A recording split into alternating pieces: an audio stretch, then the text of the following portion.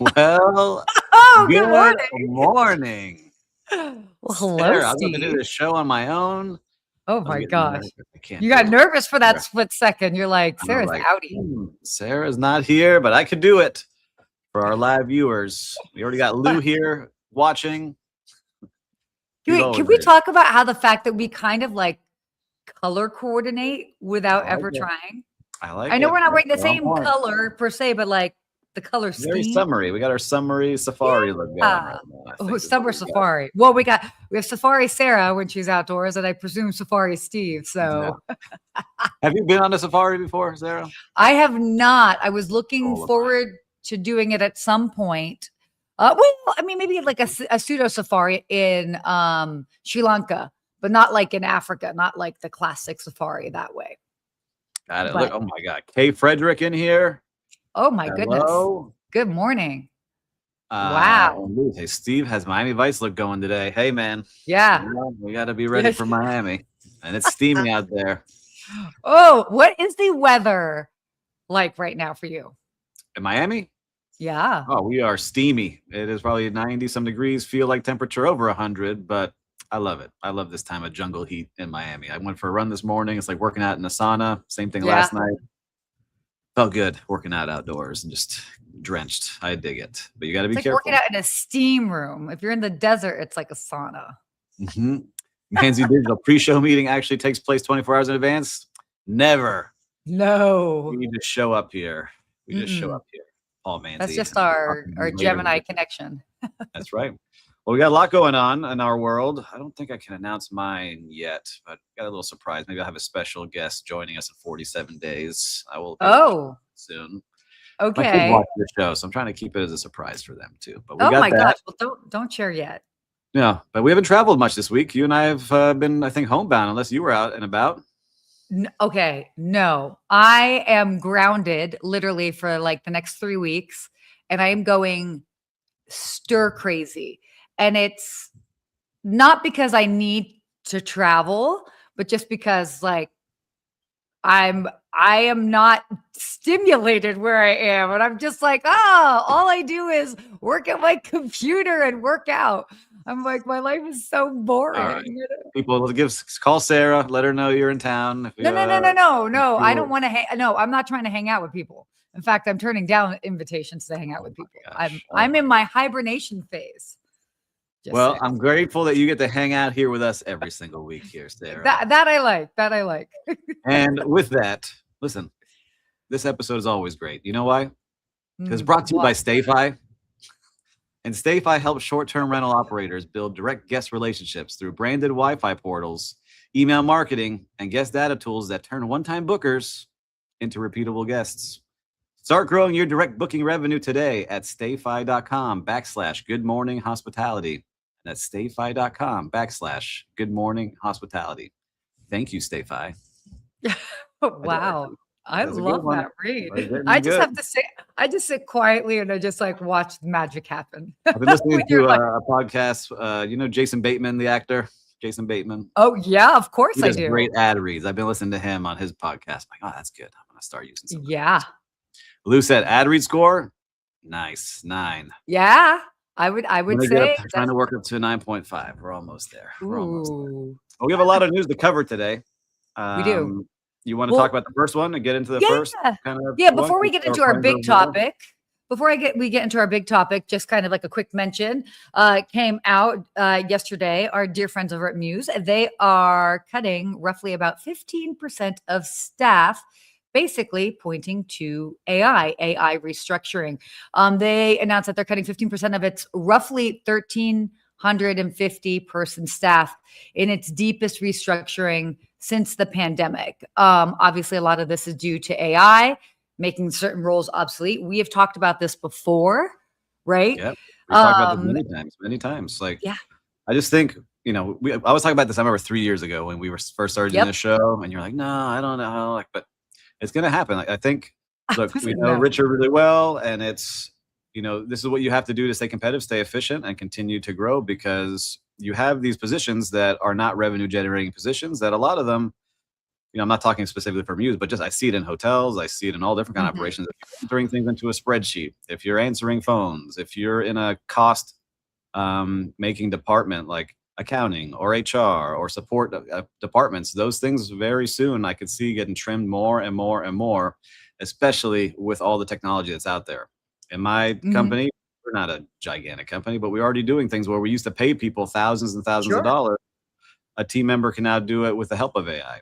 And there's all different kinds of things out there right now. So I see it in the consulting world. You and I talked about this, where I used to get calls all the time for little things. Those little things are no longer phone calls, right? It's more bigger projects, things that are a lot more complex because people can now figure out solutions. So no hit against Mews. We hate to see people lose their jobs, but I'm telling you all now, if you're doing those kind of things, you got to start figuring out a way that you, like I tell team members and people I work with all the time, how can you pay for yourself? How are you paying for your salary and giving extra value to that company you're working for? Because if you're not, and you're just a cost, those positions are soon, I think, going to get more and more eliminated and get slimmer and slimmer as the years go. So, well, I think more than just being a cost, I think it just depends on what like the job duties are. But it's interesting. I'm actually a big fan of watching the Diary of a CEO podcast. I listen to that a lot, and he has a lot of discussions with different AI experts, economists, all of that, and even Stephen Bartlett, the CEO of that, and he's grown his company tremendously. And he even says that even in the past year, for example, he's making very different hiring decisions, and roles of different team members are actually changing. So it really is all over. So, and it's not the point necessarily at AI being a bad. I mean, look, we've gone through different technological jumps at different times, like with the internet, with this, whatever. And so this is just going to be kind of that new wave, and depending how you utilize it in your current job, I mean, it will obviously impact so many ways. Everything's changing. Yeah, and I don't think it's a bad thing. From like I think it was 1940s, and it was a office space, like a Fortune 500 company from back in that time, and there was just a giant room filled with people on typewriters. And their title in that picture, all those people's titles, their job title was computer.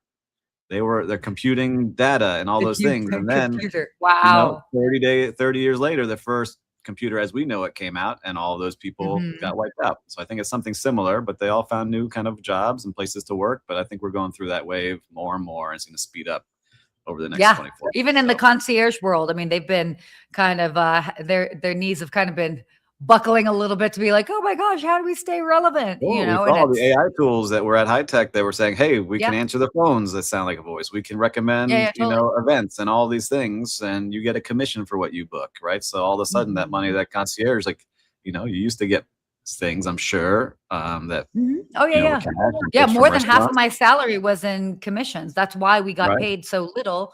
Because we did very well, but now it's just not quite the same. Now that commission, the hotel companies want that commission, right? So little by little, things are changing. I'm sure it will even out, but we wanted to make sure we touch on that. But Mews, it's a big decision. It's a hard decision, I'm sure, for those founders. It's never easy to make those decisions, but never easy. Strong. All right, let's go into our big main topic for today.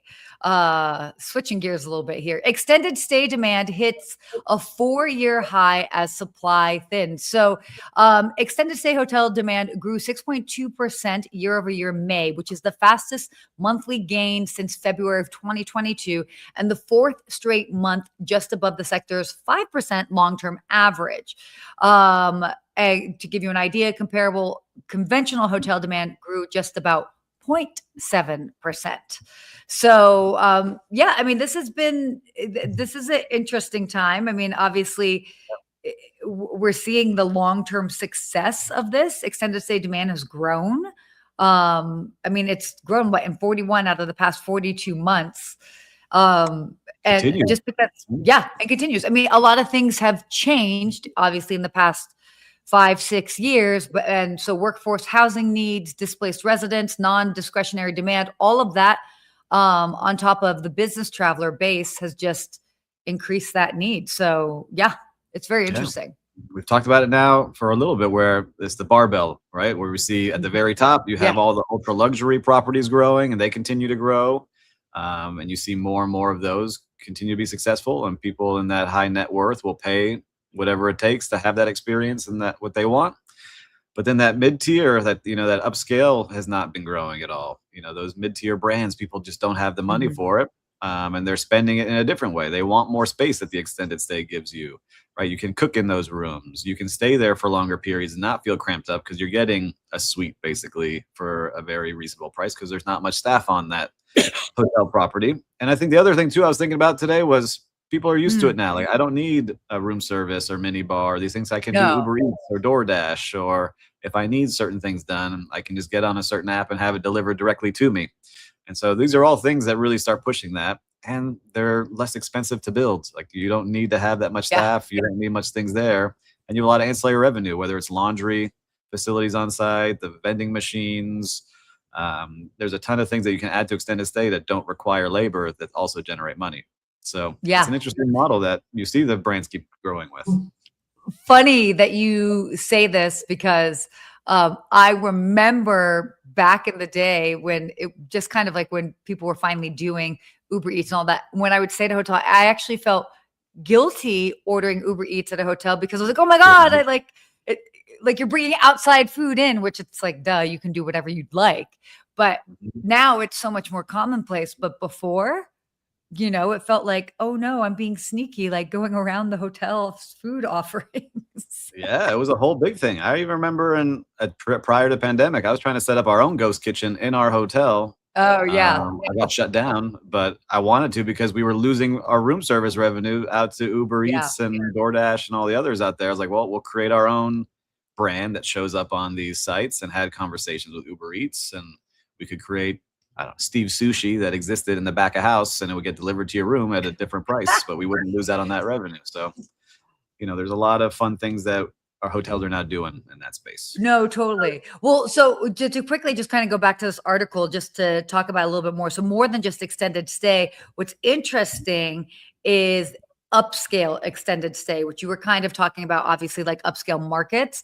And so what'll be cool is to see what kind of develops with this over the next few years, because now we'll have a different option for just extended stay that's going to be a little bit more elevated. I think it's those branded apartments. The branded apartments is what's going to fill in. That's where that's going to come in. That actually makes sense. Yeah, and I see Lou. He's a perfect example of what we're talking about. So he stayed in an extended stay place when he first moved to Charleston because his house wasn't ready, and it worked fine for him.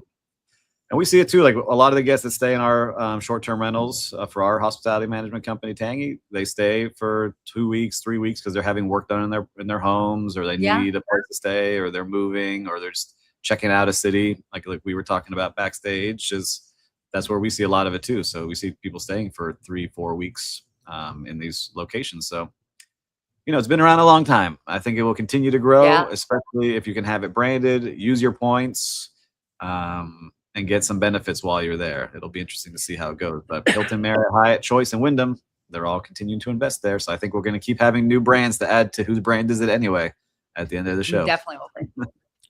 Definitely. All right. Well, why don't we do, we've got another sponsor mention to do. I'll go ahead. I'll take this. All right. Don't get nervous. I'll take this. So before we move on, a quick shout out to our sponsor, Bilt. They've helped restaurants and hotel F&B teams better understand their guests and create more personalized experiences that drive repeat visits. So if you care about loyalty and guest experiences, it's worth checking out. Head to joinbilt.com/GMH. So thank you, Bilt. Nicely done. All right, Lou, what do you get a rating on fair on that one? Let's see. No, that was not one of my. No.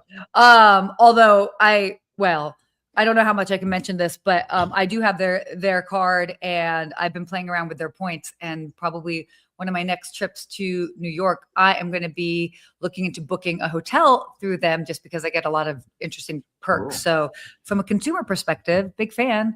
And I literally have it here next to me. It stays here with me, which I love. So why don't we go ahead and go to our next topic here? Hilton. Yeah.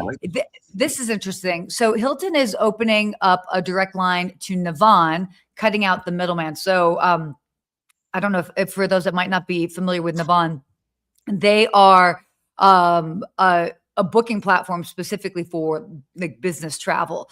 And so they are launching a direct booking connection that pulls rates, availability, marketing content, all of that straight from Hilton's reservation system, bypassing the GDS middlemen who have traditionally charged about $4 to $8 per stay, and also had limited hotel marketing. So as little as 80 characters of text. So what is interesting with this is, I mean, this will change a lot when it comes to the world of business travel.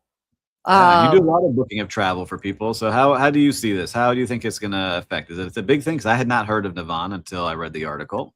Because I know it's really for companies and business travel. What do you think? Well, I'm familiar with Navan, and some of the other bookings companies. I mean, I understand. So what they are is they're basically a tool that their employees can use in-house to book their trips, and they make it super user-friendly, really easy to kind of basically keep costs all in one place, and or offer up, okay, these are hotels within this price point, etc. So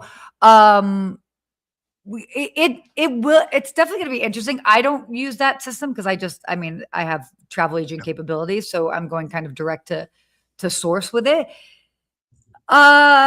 It's interesting to say. I mean, I'm trying to it's going to change the landscape. I don't know that I have like my full finger on the pulse yet of how it's going to change it.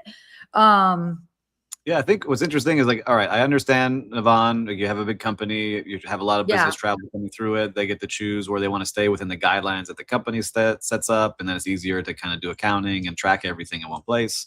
But the big thing here is really the savings, right? $4 to $8 per booking saved for the Hilton. A lot. It's gigantic, right? And so if you start doing that over hundreds of thousands of reservations, that comes straight to the bottom line. And so that's really where the big difference comes. If you can wipe out, I think this is a good test to see like, all right, we don't need, the GDS systems. And then I really want to get away from OTAs because we keep marketing, book directly with us, get into our app, use our system. That's really where the big savings come because you're still getting that booking. And if you can make that booking more valuable by not having commissions come out, that's where this is going to work big time if they can get it to work. Well, and the trick is going to be having those relationships with these specific hotel companies. So it's great, for example, that Navan has Hilton, but then what about, Marriott, obviously, that, what about IHG? What about, all of that? So once you kind of get the big brands, I think that, that makes sense. It will make it challenging for more smaller and boutique properties that might not necessarily have the capability to have that direct access to maybe build out that feature.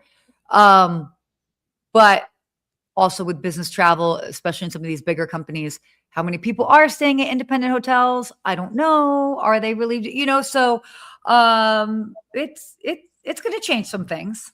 Yeah. All right. Good morning, Lonnie. Good to see you, ma'am. Good morning. It will change some things. Let's hope. I'm cheering them on. I'm always a big fan of the direct bookings, especially when I see how much we pay out in commissions to these OTAs. Like we get the business from them, but it is a nice chunk of the revenue or the net income at the bottom. So keep it going, Hilton. Let's see what comes up. We'll follow up on this one. This one I'm curious about. This is cool. Yeah. So airlines are basically turning live entertainment into loyalty strategies. So I love this. So this kind of comes on the heels of British Airways securing naming rights for the new Arc concert venue in West London, which is, a dedicated theater opening in 2027. This will be the largest permanent theater built in London in almost 50 years.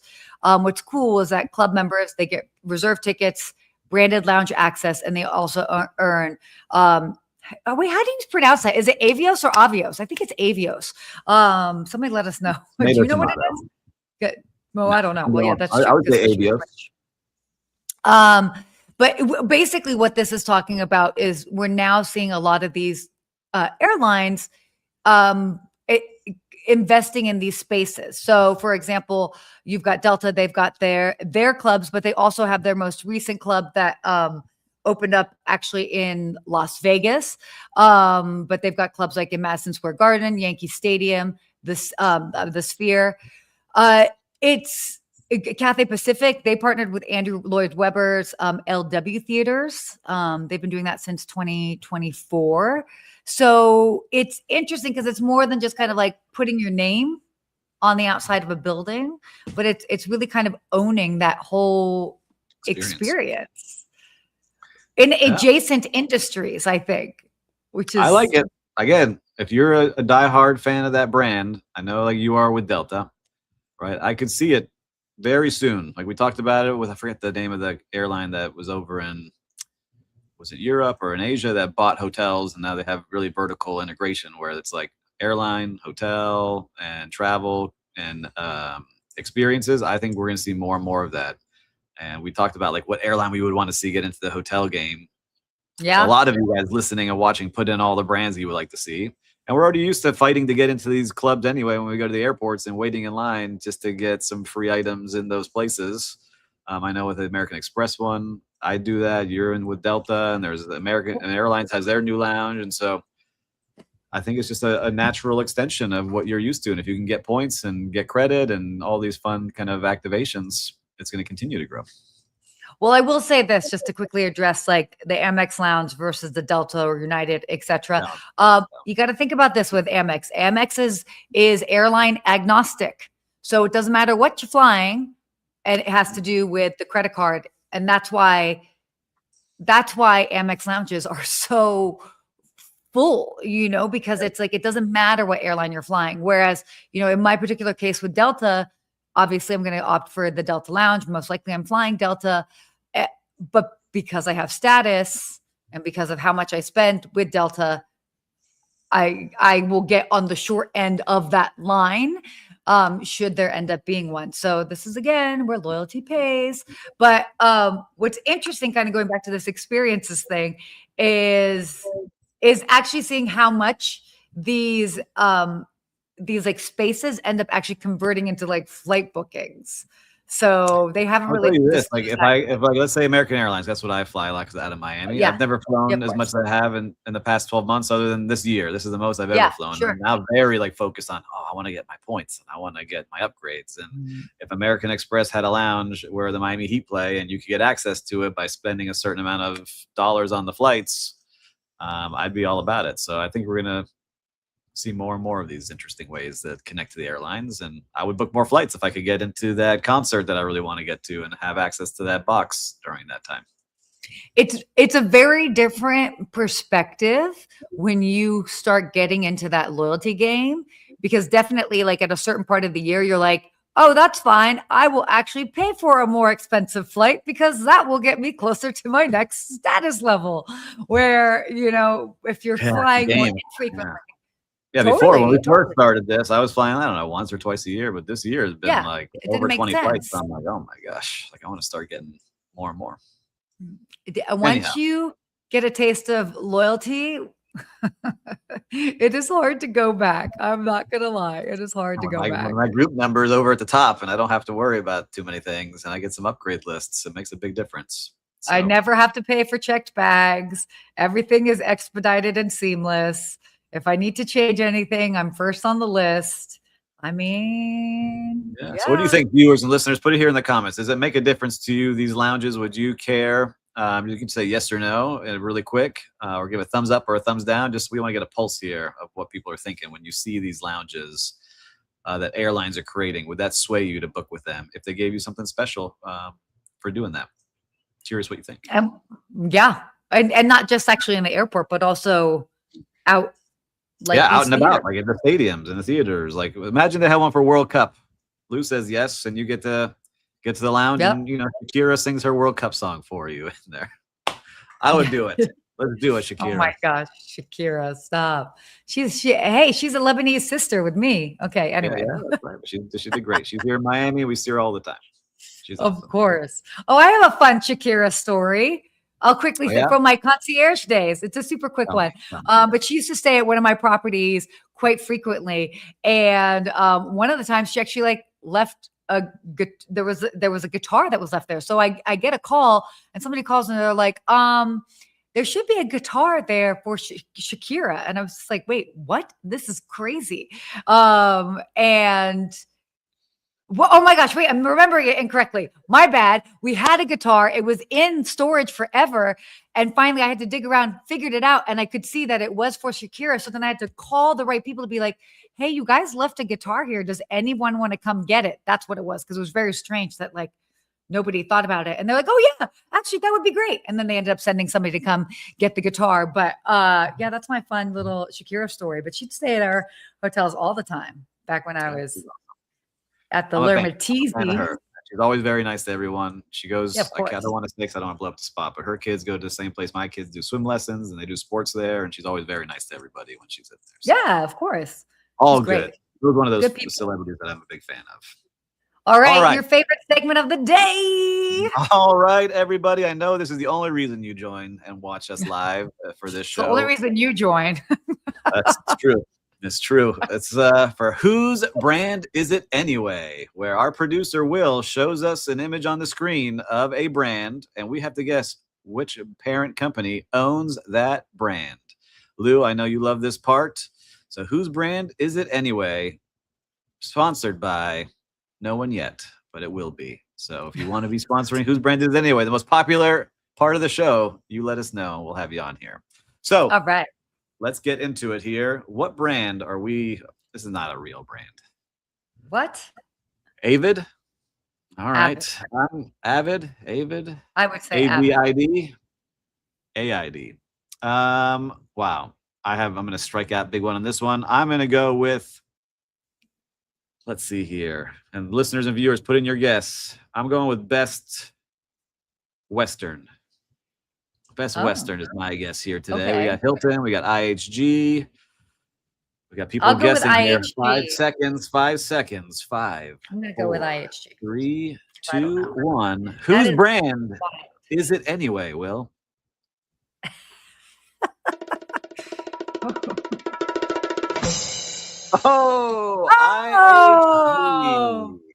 So why do we say this? Avid Hotels. I'm looking this up right now. Who are they? Avid. Like you're an avid traveler. Doesn't even show up. Oh my! What do you mean? Avid. Here it is. So at Avid Hotels, we are championing everyday travel at a fair price, meeting the needs of the guests who are all too often have to pay more for things they don't need or compromise on the quality they expect. So an extended stay hotel actually looks very nice. So sorry for the hate on the logo, Avid, but it looks very nice. Good setup here. Make sure to check it out. IHG Hotels and Resorts. I was way off, but Amber got it. Lonnie got it. Who else got it here today? Oh, the Lou closest one is in here. Lou said 2 weeks in a row for Steve and Best Western. I know, so Lou. I was like, I'm gonna get it right if I just keep guessing the same one over and over again. Oh, weird. I actually know exactly where the closest one is to me. I charge my car there all the time. Oh my gosh.